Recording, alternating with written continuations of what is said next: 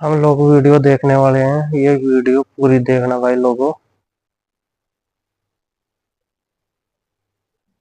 प्यारे दोस्तों, आज हम आपको एक बहुत ही इबरतनाक वाकया सुनाने वाले हैं। एक हाफिजे कुरान लड़की को सोने रखने पर अल्लाह का दर्दनाक अजाब क्यों आया? आखिर उस लड़की से क्या गलती हो रही थी कि उसे इतनी दर्दनाक अजाब का सामना करना पड़ा? प्यारे दोस्तों, इस सबक अमोज वाकया को हमारे साथ आखिर तक देखिएगा, क्योंकि शायद आपसे भी ये गलती हो रही। आज का वाकया मैं आपको अब्दुल गफूर नामी मस्जिद के इमाम साहब के जुबानी सुनाऊंगा। कहते हैं यह असर के बाद का वक्त था और इस वक्त गर्मी बेइंतहा की थी। बहुत हब्स फैला हुआ था और घर से बाहर कदम रखने को भी दिल नहीं करता था। मस्जिद में असर की नमाज के लिए आने वाले लोगों की तादाद बहुत कम थी। नमाज के बाद जैसे ही लोग अपने घरों को रवाना हुए तो मैं मस्जिद में ही एक तरफ पंखा लगाकर लेट गया। मैंने सोचा कुछ देर आराम कर लेता हूँ, लेकिन तभी मोहल्ले का एक आदमी अब्दुल गफूर मेरे पास चला आया और बड़े गमगीन लहजे में कहने लगा, मौलवी साहब, मेरी बीवी इंतकाल कर गई है। उसकी नमाज जनाजा अदा करनी है। आप जनाजा पढ़ा देंगे? मैंने उसकी बात सुनकर सबसे पहले तो उसके साथ अफसोस का इजहार किया और उसे कहा, मुझे तुम्हारी जवान जहान बीवी की इस तरह मौत का बहुत दुख हुआ। अल्लाह उसकी मगफिरत फरमाए। जनाजे का वक्त क्या मुकर्रर किया है? मैंने उससे पूछा तो वो मगरिब कहने के लगा, बाद मगरिब की नमाज के बाद ही जनाजे का इरादा है और मैं चाहता हूँ कि आप ही उस जनाजे को अदा करें। अब्दुल गफूर की बात सुनकर मैंने उसके कंधे पर हाथ रखा ताकि उसे हौसला हो और कहा, तुम फिक्र मत करो, मैं जनाजा पढ़ा दूंगा। इतनी देर में मस्जिद में बच्चों ने आना शुरू कर दिया। अब्दुल गफूर वापस घर चला गया। मुझे उसकी बीवी का हकीकत बहुत अफसोस हुआ, क्योंकि गफूर की उम्र अभी मुश्किल से 30 बरस थी और उसकी बीवी तकरीबन 23 या 25 बरस की। दो छोटे छोटे बच्चे थे। मैं उन बच्चों के लिए अफसरदा हो गया, ये जिनकी माँ सब इतनी कम उम्र में उन्हें छोड़कर चली गई। मैंने पढ़ने वाले बच्चों को जल्दी छुट्टी दे दी और मगरिब की नमाज अदा करने के बाद मैं मस्जिद से निकल आया और अपनी जगह पर एक लड़के को मस्जिद में बिठा दिया और उसे कहा, तुम कुछ देर यहीं पर रुको, मैं एक जनाजा पढ़ा कर आता हूँ। हमारे इलाके में ही एक कब्रिस्तान था जिसके बाहर जनाजा गाह बनी हुई थी। मैं जब वहां पर पहुंचा तो काफी तादाद में लोग वहां मौजूद थे। मेरे पहुंचने के कुछ देर के बाद जनाजा पढ़ा दिया गया और अब दफनाने का वक्त करीब आ गया। कुछ लोग तो जनाजा पढ़ते ही निकल गए, जबकि कुछ करीबी लोग अब्दुल गफूर के साथ ही तदफीन के लिए मौजूद थे। क्योंकि मैं खुद अब्दुल गफूर के लिए बहुत ज्यादा उदास था, परेशान था, इसीलिए उसे हौसला देने की खातिर मैं भी उसके पास ही मौजूद रहा। कब्र पहले ही खोदी जा चुकी थी और उस वक्त मैयत को कब्र में उतारा जा रहा था। लेकिन जैसे ही कब्र में मैयत को उतारते तो एकदम से ऐसा लगता जैसे कब्र तंग होने लगी और कब्र में से अजीब सी आवाजें आ रही और कब्र के अंदर सांप और बिच्छू एक बड़ी तादाद में दिखाई देने लगे, जिनकी फनकार में एक अजीब सा खौफ महसूस होता और वह सांप और बिच्छू मैयत को डसने लगते, काटने लगते। यह मंजर और यह आवाजें सुनकर वहां पर मौजूद लोग खौफजदा सा हो गए।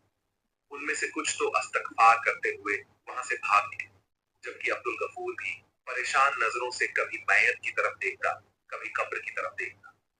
वह खुद इस वक्त बहुत हवास गंजीदा था। मैं खुद भी हैरान और परेशान था। आज तक ऐसा कोई भी वाकया मेरी नजरों के सामने नहीं गुजरा था और ना ही मैंने कभी ऐसी कोई बात सुनी थी। उस वक्त अंधेरा फैल चुका था और कब्रिस्तान का माहौल भी बड़ा ही खुरसुरा हो चुका था। ये सब मेरे अपने रोंगटे खड़े हो चुके थे, लेकिन मैंने अपनी तस्बीह को जारी रखा और वृत्त करता रहा। अब अब्दुल गफूर बेहद परेशान हो चुका था और सोच में मुब्तला था। आखिर ऐसा हो क्या गया? यहाँ तक कि गोरखन ने भी वहां पर रुकना मुनासिब नहीं समझा। वह भी वहां से जाना चाहता था, लेकिन फिर मैंने और अब्दुल गफूर ने उससे दरख्वास्त की वह दूसरी कब्र खोदे ताकि मैयत को वहां दफनाया जा सके। यूं तो सब लोग चले गए, अब सिर्फ अब्दुल गफूर और गोरखन ही मौजूद थे। तभी तो गोरखन खौफजदा था। पहले तो उसने मना किया, लेकिन हमारी मिन्नत समाजीत करने पर वह मान गया और उसने दूसरी कब्र खोदना स्टार्ट कर दी। उस कब्र को खोदने के बाद उसने हमें मैयत वहां लाने का कहा और खुद एक तरफ खड़ा हो गया। मैं और अब्दुल गफूर मैयत को लेकर दूसरी कब्र के पास पहुंचे और उसे कब्र में उतारने लगे। लेकिन यह क्या, इस कब्र में भी एकदम से एक बड़ी तादाद में सांप और बिच्छू दिखाई देने लगे और कब्र के अंदर से चीख की आवाज बुलंद होने लगी। जबकि गोरखन ने इस मंजर को देखा तो वह भी खौफजदा होकर कब्रिस्तान छोड़ गया। इस वक्त कब्रिस्तान में सिर्फ मैं और अब्दुल गफूर थे। अब्दुल गफूर की आंखों में आंसू थे, चेहरे पर खौफ था और होंठ कपकपा रहे थे। तभी अब्दुल गफूर कहने लगा, मौलवी साहब, ये क्या माजरा है? मेरी अहलिया को जब दफन करने लगते हैं तो कब्र इतनी तंग क्यों पड़ने लग जाती है? सांप और बिच्छू नजर आने लगते हैं। आप बताएं, आखिर ये सब क्या है? मैं क्या करूं? अब्दुल गफूर की परेशान आवाज सुनकर मैंने उसे हौसला दिया और कहा, आओ हम दोनों एक बार फिर से कोशिश करते हैं और मिलकर इसको दफन करते हैं। बेशक। मुझे उम्मीद है अब ऐसा कुछ नहीं होगा जब हम मैयत को कब्र में उतारने लगे। लेकिन अब की बार भी वही सब कुछ दोहराया।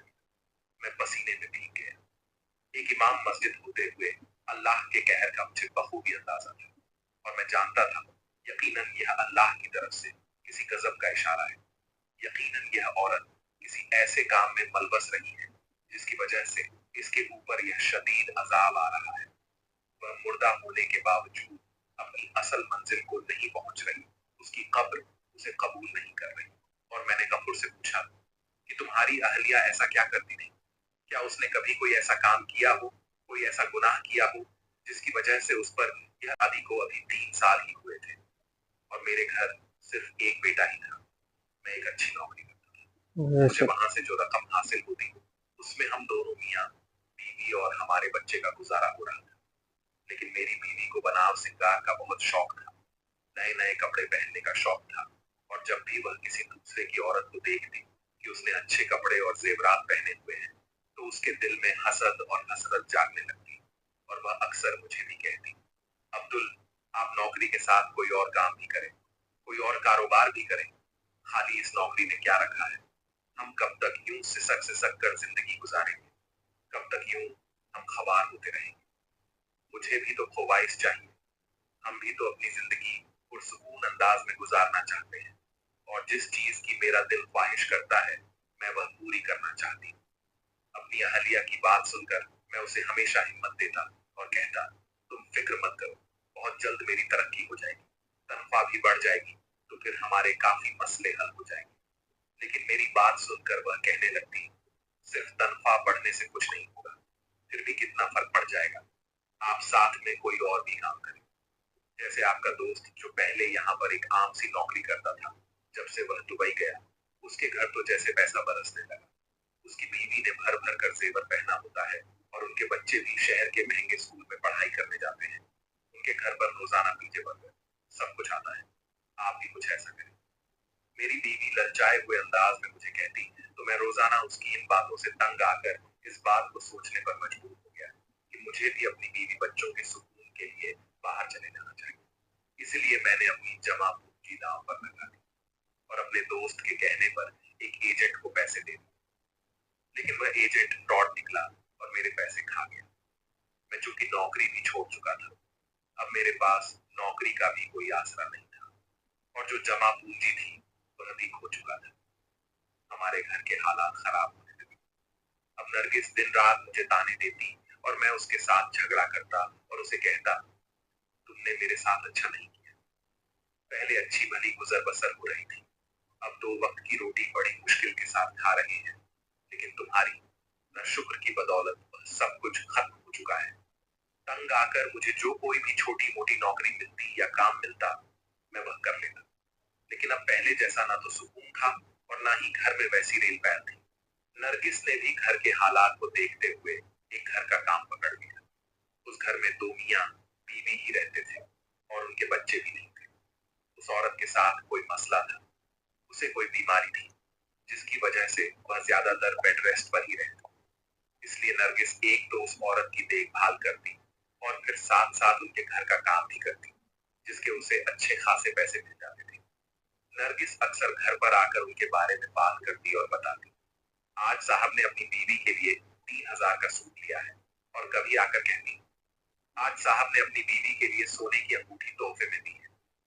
मैं हैरान होकर उसकी बातें सुनता, क्योंकि वह औरत तो बीमार थी और साहब का काम तो अच्छा था, वह अपना बेशक कारोबार करते थे। जबकि नरगिस कहती, जब भी मैं अपनी मालकिन को देखती हूँ तो दिल में हसरत जागती है। उस औरत ने भर भर के दोनों हाथों में सोने की चूड़ियां पहन रखी होती हैं, और इसके अलावा गले में चैन, कानों में टॉप्स और हाथों में 2-3 अंगूठियां तो मामूली की बात है। सब कुछ सोने का है, और मुझे देखो, मेरे पास तो एक छल्ला भी नहीं है। नरगिस अक्सर हसद के साथ यह सब कहती और ना शुक्री करती, और मैं अफसोस से उसकी तरफ देखता रह जाता। हमारे दिन गुजर रहे थे, लेकिन जो पहले वाली बात थी अब वह बाकी नहीं रही थी। कुछ मेरे और नरगिस के दरमियान भी एक दरार सी आ गई थी। हम दोनों एक दूसरे से थोड़ा खींचे खींचे रहते थे, क्योंकि हालात बदलने के बाद मैं उसका कसूरवार नरगिस को ठहराया था, और नरगिस मुझे अभी कुछ दिन ही गुजरे थे जब एक दिन नरगिस की बेगम साहिबा का इंतकाल हो गया। उनके इंतकाल की खबर ने मुझे और नरगिस को बेहद अफसुर्दा कर दिया था। इस वक्त नरगिस उनके करीब ही मौजूद थी, जबकि उनका शौहर अपने काम पर गया हुआ था। नरगिस ने ही उसे उनकी बेगम के इंतकाल की खबर सुनाई, और इसके बाद नरगिस उसकी तदफीन तक वहीं पर मौजूद रही। और नरगिस अब बड़ी परेशान भी थी। उसका काम जो छूट गया था, और अब वह घर पर ही रहती थी। मैं उसे हौसला देता और यही कहता, तुम फिक्र मत करो, अल्लाह तुम्हारे लिए कोई और सबब लगा देगा। बेशक लेकिन मैं नहीं जानता था नरगिस की परेशानी के पीछे कोई और वजह है, और जब मुझे इस वजह का पता चला तो मैं खुद भी बेहद गुस्सा हो गया। एक दिन अचानक जब मैं शाम के वक्त जल्दी घर आ गया, उस दिन मेरी तबीयत कुछ ठीक नहीं थी, और उस वक्त नरगिस को मेरी आमद के बारे में पता नहीं चला, और अपने हाथों में सोने की चूड़ियां पकड़कर बड़ी हसरत से उन्हें देख रही थी। उन चूड़ियों को देखकर मैं एकदम हैरान रह गया, और बेइख्तियार नरगिस से पूछा, ये चूड़ियां कहाँ से आई, किसकी है? मेरी आवाज सुनकर वह बेहद घबरा गई, और चूड़ियां उसके हाथ से छूट कर गिर गई। जबकि बुखलाए हुए अंदाज में उसने उन चूड़ियों को एकदम उठाया और कहने लगी, अरे आप कब आए? मुझे देखकर वह घबरा गई थी, जबकि मैंने उसके सवाल को नजरअंदाज करते हुए उससे कहा कि चूड़ियां किसकी हैं, कहाँ से आई हैं? मेरे लहजे में और आंखों में शक था, जिसे देखकर नरगिस घबरा गई और उसके हाथ पैर फूलने लगे। तभी एकदम वह बेइख्तियार अपना चेहरा अपने हाथों में छुपाकर जोर जोर से रोने लगी और कहने लगी, अब्दुल, मुझ पर शक मत करें, मैं आपको सब कुछ सच सच बताती हूँ। तभी नरगिस ने कहना शुरू किया, मैं जिस घर में काम करती थी, बेगम साहिबा के पास इतना जेवर था, और वह बहुत अपने हाथों में पहने भी रखती थी। मैं उनको अजीब सी हसरत से देखती थी। मेरे दिल में भी ख्वाहिश पैदा हुई कि मैं भी ऐसा जेवर पहनूं, अपने हाथों में इस तरह की चूड़ियां पहनूं, अंगूठियां पहनूं। उनकी चूड़ियां मुझे बहुत पसंद थी, इसलिए जब बेगम साहिबा का इंतकाल हुआ, उस वक्त ना जाने मुझे क्या हो गया, शैतान मुझ पर हावी हो गया, और मैंने बेगम साहिबा के हाथ से वह चूड़ियां उतार ली, क्योंकि मैं जानती थी साहब इस वक्त बहुत ज्यादा गमजदा होंगे, और गम की हालत में उन्हें इस बात का बिल्कुल अंदाजा नहीं होगा कि चूड़ियां गायब हैं। और वही हुआ, साहब ने इस बात को महसूस ही नहीं किया, क्योंकि बाकी जेवर तो वैसे ही मौजूद था, सिर्फ चूड़ियां ही तो गायब थी। मैं पहले पहले तो डरती रही, लेकिन फिर बाद में मुतमिन हो गई थी, क्योंकि साहब को वाकई उन चूड़ियों के गुम हो जाने का कुछ पता नहीं चला था। वह तो बेगम साहिबा के गम से बाहर ही नहीं निकल रहे थे। लेकिन अब्दुल, जब से मैं ये चूड़ियां घर पर लेकर आई, न जाने क्या बात है, एक बार भी उन्हें अपने हाथों में पहनकर नहीं देख सकी। मैं जब उन्हें अपने हाथों में पहनती हूँ, बेइख्तियार बेगम साहिबा का चेहरा मेरी निगाहों के सामने आ जाता है, और उनके हाथों में पहनी हुई यही चूड़ियां मुझे दिखाई देने लगती हैं। मैं घबरा जाती हूँ और उन चूड़ियों को वापस रख देती हूँ। बेशक रोज रात को ख्वाब में मुझे बेगम साहिबा दिखाई देती है, और वह मुझसे गिला करती है, नरगिस, ये तूने ने मेरे साथ क्या किया? तूने एक मरती हुई औरत के साथ दगाबाजी की, उसके वजूद के साथ धोखा किया, उसके माल में खयानत की, और यह बात वह रोज मुझसे करती है, और मैं डर कर उठकर बैठ जाती हूँ। मैं बेहद घबराई हुई सी रहने लगी, समझ नहीं आ रहा क्या करूं। ये चूड़ियां तो जैसे ही मेरे गले का फंदा बनकर रह गई है। नरगिस ने बेबसी के आलम में रोते हुए जब मुझे यह सब कुछ बताया तो मैं उसे देखता रह गया। मुझे यकीन नहीं आ रहा था कि मेरी बीवी इतनी गलत हरकत करेगी और फिर मुझे वह बताएगी भी नहीं। मैं उसे क्या डांटता क्या करता, क्योंकि वह तो पहले ही पछतावे की आग में चल रही थी और एक मुसलसल अजाब में मुब्तला थी। तो मैंने यही कहा, अगर तुम्हें अपने किए पर कोई पछतावा है और तुम चाहती हो कि तुम्हारे दिल से यह पछतावा खत्म हो जाए, तो बेहतर यही है कि तुम बेगम साहिबा के घर जाओ और साहब को सारी सूरत हाल के बारे में बताओ। यकीनन वह तुम्हें माफ कर देंगे। मैंने नरगिस के कंधे पर हाथ रखते हुए उसे हौसला देते हुए समझाया, लेकिन वह एकदम डर गई और कहने लगी, नहीं नहीं अब्दुल, मैं ये नहीं कर सकती, क्योंकि अगर मैंने ऐसा किया तो साहब मुझे जेल में भिजवा देंगे। मैं जानती हूँ साहब बहुत असूलप्रस्त है और वह किसी की भी छोटी से छोटी गलती को माफ नहीं करते, और बेगम साहिबा के जाने के बाद वैसे भी उनका दिल बेहद सख्त हो चुका है। मैं जानती हूँ अगर मैंने उनके सामने अपने इस गुनाह का एतराफ किया तो वह यकीनन मेरी गलती को माफ नहीं करेंगे, बल्कि मुझे जेल भिजवा देंगे। और मैं कैसे जेल जाऊंगी, कैसे तुम लोगों के बगैर रहूंगी। यह कहते हुए नरगिस मेरे हाथ थाम कर रोने लग गई और मैं बेबसी से उसे देखता रह गया। मुझे समझ नहीं आ रही थी कि मैं उसे कैसे तसल्ली दूं, इसे इस पछतावे की आग से कैसे निकालूं। इमाम साहब उस दिन के बाद से नरगिस वह नरगिस ना रही थी, बल्कि आहिस्ता आहिस्ता वह मुरझाती जा रही थी। उसका रंग जर्द पड़ता जा रहा था और आंखों के नीचे गहरे हल्के होते जा रहे थे। यूं लगता था जैसे उसे कोई संगीन बीमारी लाहक हो गई। वाह, हमेशा खौफजदा हालत में रहती और बाज औकात तो ऐसे ख्वाब में देखती जैसे किसी चीज को देख रही हो और उससे डर रही। नरगिस जो पहले बहुत ही बनने संवरने की शौकीन थी, हाथों में भर भर कर चूड़ियां पहनती थी, अब तो चूड़ियों का नाम सुनकर इंतहा खौफजदा हो जाती थी। हमारा कभी उन चूड़ियों को निकाल कर नहीं देखा था, बल्कि वह तो उनका नाम भी नहीं लेती थी। इसी हालत में हमारे घर एक बेटी ने जन्म लिया, लेकिन नरगिस का दिल उस बेटी के साथ भी नहीं लग सका। वह अपने पछतावे और खौफ के हंसार में थी। अब तो उसे जीते जागते भी बेगम साहिबा दिखाई देने लगी थी और वह अक्सर उन्हें सामने देखकर चीखने चिल्लाने लगती और उस पर एक अजीब से दौरे की कैफियत आ जाती। मैं चाहता था मैं साहब के साथ बात करके उन्हें सारी सूरत हाल बता दूं और नरगिस के लिए माफी मांगूं। शायद इस तरह नरगिस की इस पछतावे की आग से निकल सके और उसकी हालत बेहतर हो जाए। इसलिए मैं नरगिस को बताए बगैर साहब के बंगले पर गया, लेकिन पता चला कि साहब 2 महीनों के लिए बाहर के मुल्क चले गए हैं। मैं बहुत मायूस हुआ, क्योंकि नरगिस की हालत दिन बदन बदतर होती जा रही थी और उसकी चीख मेरा कलेजा चीर देती थी। मैं जानता था उसने लालच में आकर एक मरती हुई औरत के हाथों से चूड़ियां उतारने की बहुत बड़ी गलती, लेकिन अब वह गलती उसके गले का फंदा बन चुकी थी। वो चूड़ियां अब भी हमारे घर की अलमारी में पड़ी हैं और नरगिस उसी पछतावे की आग में दुनिया से चली गई। और अब सारी सूरतें हाल आपके सामने है। मैं उसकी नमाज़े जनाजा अदा करने के बाद उसे दफना रहा हूं, लेकिन कब्र उसे कबूल करने से इनकार कर रही है और सांप और बिच्छू उसे डसने को बेकरार है। मौलवी साहब, अब आप ही बताएं, मैं क्या करूं, मैं कैसे ये सब बर्दाश्त करूं। ये कहकर अब्दुल गफूर फिर से रोने लगा और मैं एकदम सटे के आलम में चला गया। मैं सोच भी नहीं सकता था एक औरत ऐसे गुनाह में मुलवस होकर इस तरह के अजाब में मुब्तला हो जाएगी। मैंने कुछ सोचकर अब्दुल गफूर से कहा, तुम ऐसा करो, घर से वो चूड़ियां ले आओ, क्योंकि मुझे लगता है मयत को दफनाने में इन चूड़ियों का किरदार बहुत अहम है। मैंने जब अब्दुल गफूर से यह कहा तो वह बेयकीनी से मेरी तरफ देखने लगा। मौलवी साहब, चूड़ियों का किरदार दफनाने में क्या हो सकता है, आखिर आप कहना क्या चाहते हैं। अब्दुल गफूर के लहजे में दस थी। तभी मैंने उसे कहा, तुम चूड़ियां तो लेकर आओ, फिर मैं तुम्हें बताऊंगा। मैं तब तक यहीं पर मौजूद।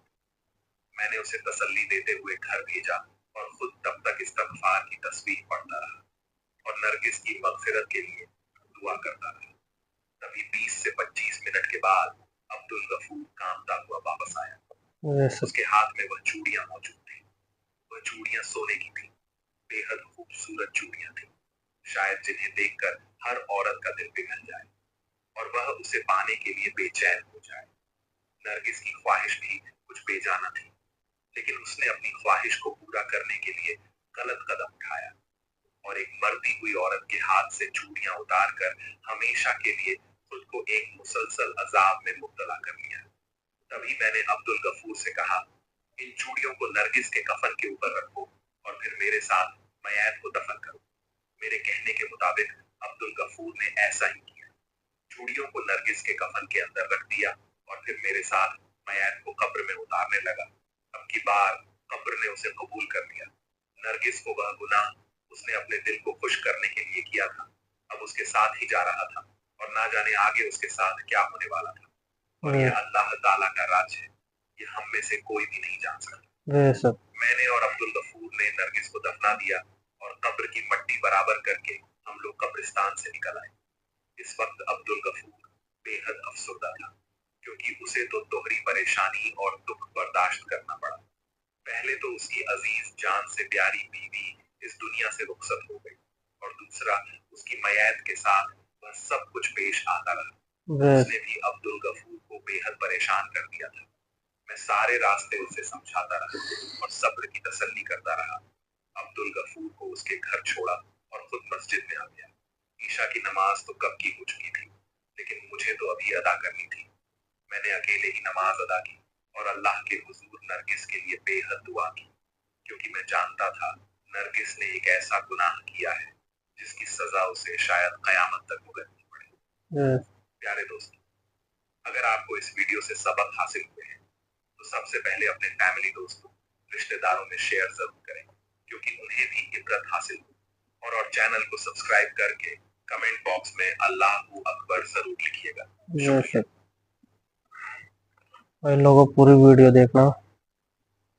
एक औरत कैसे लालची थी।